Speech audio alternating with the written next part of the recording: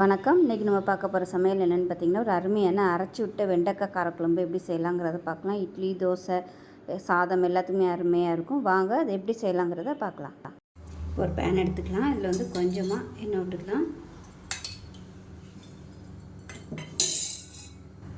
எண்ணெய் சூடானதும் 1/4 கிலோ அளவுக்கு வெண்டைக்காய் எடுத்துருக்கேன். இதை வந்து சேர்த்துக்கலாம். சேர்த்துட்டு நல்லா வதக்கி எடுத்துக்கலாம். இந்த சைஸுக்கு கட் பண்ணிக்கோங்க. இப்போ பாருங்கள், வெண்டைக்காய் அந்த அளவுக்கு நல்லா வதங்கிடுச்சு. இது வந்து தனியாக எடுத்து வச்சிடலாம். இப்போ வேறு ஒரு கடாய் வச்சுருக்கேன். இதில் வந்து ஒரு 2 டீஸ்பூன் அளவுக்கு எண்ணெய் விட்டுக்கலாம். எண்ணெய் சூடானதும் 2 டேபிள் ஸ்பூன் வர கொத்தமல்லி சேர்த்துக்கலாம். அது கூடவே 1/4 டேபிள் ஸ்பூன் சோம்பு சேர்த்துக்கலாம். புளிக்குழம்புக்கும் சோம்பு ஃப்ளேவர் தான் நல்லாயிருக்கும். அதே மாதிரி 1 டேபிள் ஸ்பூன் கடலைப்பருப்பு. காரத்துக்கு தேவையான அளவு வரமிளகாய் சேர்த்துக்கலாம். நான் வந்து 10லேருந்து 12 வரமிளகாய் சேர்த்துருக்கேன். இது வந்து சின்னதாக இருக்கிறதுனால நான் வந்து ஒரு 10 எடுத்துருக்கேன். பெருசாக இருந்துச்சுன்னா நீங்கள் 5 இல்லை 6 எடுத்துக்கோங்க போதும். இது கூடவே 1 டீஸ்பூன் போல் கசகசா சேர்த்துக்கலாம். இது கூடவே 2 சின்ன வெங்காயத்தை பொடியாக கட் பண்ணி சேர்த்துக்கலாம். ரொம்ப சேர்க்க வேணாம். ஒரு 2 இல்லை ஒரு 3 சேர்த்திங்கன்னா போதும். இது வந்து நல்ல ஒரு ஃப்ளேவர் கொடுக்கும் புளிக்குழம்புக்கு. இப்போ பார்த்தீங்கன்னா மெஷரிங் கப்பில் ஒரு 1/4 கப் அளவுக்கு துருவன தேங்காய் சேர்த்துக்கலாம். இதையும் சேர்த்து நல்லா வறுத்துக்கலாம்.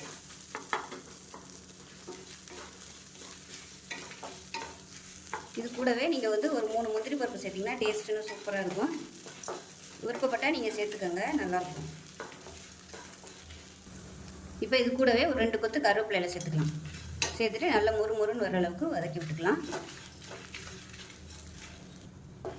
இப்போ நல்லா வறுபட்டுருச்சு. இது வந்து அமர்த்திட்டு மிக்சியில் சேர்த்துட்டு நல்லா நைஸாக அரைச்சிக்கணும். அரைச்சிட்டு பார்க்கலாம். இப்போ அதே பேன் எடுத்துருக்கேன். இதில் வந்து தேவையான அளவுக்கு எண்ணெய் விட்டுக்கலாம். நல்லெண்ணெய் சேர்த்துக்காங்க, நல்லாயிருக்கும். எண்ணெய் சூடானதும் கடுகு 1 டீஸ்பூன் சேர்த்துக்கலாம். கடுகு பொரிய ஆரம்பிக்குது. சோம்பு 1 டீஸ்பூன் சேர்த்துக்கலாம். கருவேப்பிலையில் சேர்த்துக்கலாம்.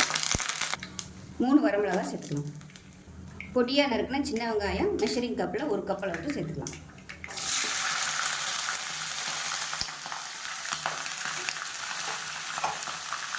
இது கூடவே 10 பல் பூண்டு வந்து சேர்த்துக்கணும். வெங்காயம் வதங்குறதுக்கு உப்பு சேர்த்துக்கணும்.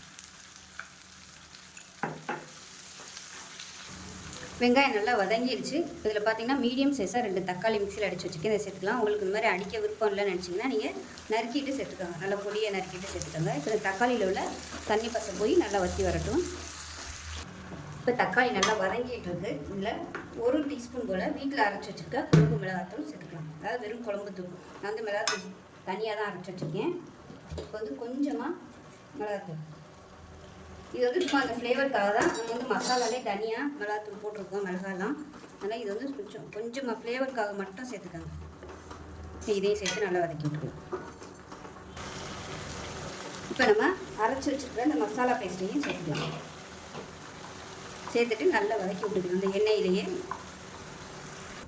இப்போ பாருங்கள், மசாலா சேர்த்துட்டு நல்லா அந்த மாதிரி எண்ணெயில் நல்லா கலந்து விட்டு சுருளை வதக்கி விட்டுக்கலாம். இப்போ அந்த ஸ்டேஜில் நம்ம வதக்கி வச்சுருக்கிற வெண்டைக்காயும் சேர்த்துக்கலாம். தண்ணி வந்து சூடு பண்ணி வச்சுருக்கேன். நல்லா கொதிச்சிருச்சு தண்ணி. இதை நல்லா வதக்கி விட்டுட்டு நம்ம அந்த தண்ணியை சேர்த்துக்கலாம். இப்போ நல்லா வதங்கிடுச்சு, தண்ணி சேர்த்துக்கலாம். நல்லா சூடு பண்ணி வச்சுருக்கிற தண்ணியை சேர்த்துக்கலாம். கொஞ்சமாகவே சேர்த்துக்கோங்க. சேர்த்துட்டு புளி தண்ணி வேறு சேர்க்கணும். நல்லா கலந்து விட்டுட்டு இப்போ தேவையான அளவுக்கு புளி தண்ணி சேர்த்துக்கலாம். நான் வந்து சின்ன லெமன் சைஸுக்கு புளி எடுத்து சுடு தண்ணியில் ஊற போட்டு கரைச்சி வச்சுருக்கேன். இப்போ தண்ணி சேர்த்துக்கலாம். புளிப்பு டேஸ்ட் பார்த்துட்டு நீங்கள் சேர்த்துக்கோங்க எக்ஸ்ட்ரா வேணும்னா.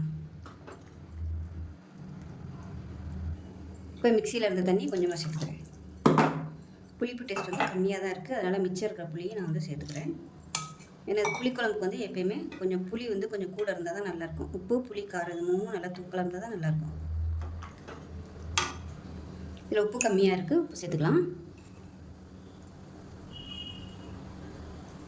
கசகசா சேர்த்துருக்கிறதுனால நல்ல ஒரு ஃப்ளேவராகவும் இருக்கும், நல்ல ஒரு திக்னஸும் கிடைக்கும். இப்போ இது எல்லாத்தையுமே நல்லா கலந்து விட்டுட்டு கொதி வந்து ஆரம்பிக்கணும். நல்லா ஆரம்பித்து 1 நிமிஷம் நல்லா அப்படி தளதளன்னு கொதிக்க விட்டுட்டு அடுப்பு நல்லா சிம்மில் விட்டுட்டிங்கன்னா அப்படியே நல்லா எண்ணெய் தெளிஞ்சு வரும். அந்த ஸ்டேஜ் வரைக்கும் நல்லா அப்படியே மிதமான தீயில கொதிக்க விட்டோம்னா சூப்பராக இருக்கும். இப்போ வெண்டைக்காய்லாம் ஏற்கனவே வெந்துருச்சு. இந்த சிம்மிலே வேகும்போது அந்த காரம் மசாலா எல்லாமே நல்லா வெண்டைக்காயில் ஊறிடும், நல்லா டேஸ்ட்டாக இருக்கும். இப்போ பாருங்கள் நல்லா கொதிக்க ஆரம்பிக்குது. இப்போ பாருங்கள் நல்லா கொதிக்க ஆரம்பிச்சிருச்சு. இந்த ஸ்டேஜில் நல்லா ஒரு தடவை நல்லா மிக்ஸ் பண்ணி விட்டுட்டு அடுப்பு வந்து நல்லா குறைச்சி வச்சுருங்க. நல்லா மீடியத்தில் வச்சுட்டு மூடி வச்சிடலாம். நல்லா ஒரு 5லேருந்து 10 நிமிஷம் நல்லா கொதிக்கட்டும். இப்போ குழம்பு எப்படி இருக்குன்னு பார்க்கலாம். பாருங்கள் எவ்வளோ சூப்பராக வந்திருக்குன்னு. இந்த மாதிரி ஓரம்லாம் எண்ணெய் தெளிஞ்சு வந்துச்சுன்னா தான் உங்களுக்கு வந்து குழம்பு நல்லா டேஸ்ட்டாக இருக்கும். அவ்வளோதான், அருமையான வெண்டைக்காய் காரக்குழம்பு ரெடி ஆயிடுச்சு. இந்த குழம்பு இட்லி, தோசை, சாதம் எல்லாத்துக்குமே சூப்பராக இருக்கும். ஸோ இதே மெத்தடில் செஞ்சு பாருங்கள். செஞ்சு பார்த்துட்டு எப்படி வந்துச்சுங்கிறத சொல்லுங்கள். வீடியோ பிடிச்சிச்சுன்னா லைக் பண்ணுங்கள், கமெண்ட் பண்ணுங்கள், சேனலை சப்ஸ்கிரைப் பண்ணுங்கள், பக்கத்தில் உள்ள பெல் பட்டனையும் ப்ரெஸ் பண்ணுங்கள். நன்றி.